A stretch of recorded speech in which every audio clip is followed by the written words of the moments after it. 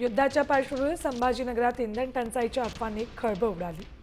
Petrol डिझेलचा पुरवठा बंद होणार या भीतीने पैठणसह ग्रामीण भागातील पंपांवर वाहनधारकांच्या लांबच लांब रांगा लागल्या। सोशल मीडियावरील चुकीच्या संदेशामुळे नागरिक चिंतेत सापडले, मात्र इंधनाचा पुरेसा साठा उपलब्ध असल्याचं प्रशासनाने स्पष्ट केलं। थेट जाऊयात संभाजीनगरमध्ये, आपल्यासोबत आमचे प्रतिनिधी माधव सावरगाव आहेत। माधव, सोशल मीडियावरून अफवा पसरली आणि ही गर्दी झाली।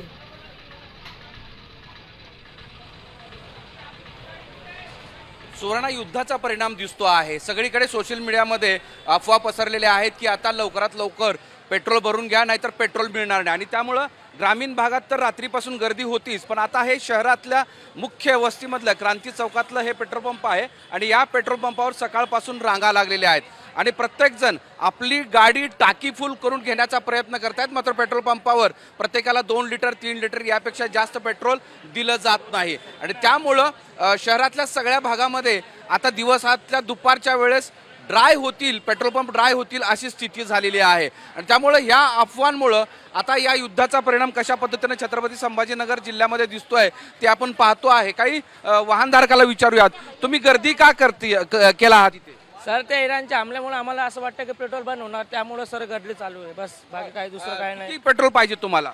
मला काय, बस टाकी फुल करायची आहे। टाकी फुल करायची, यांना पण टाकी फुल करायची आहे। कसं काय तुम्ही इथं एवढ्या गर्दीमध्ये गाडी घेऊन आलात?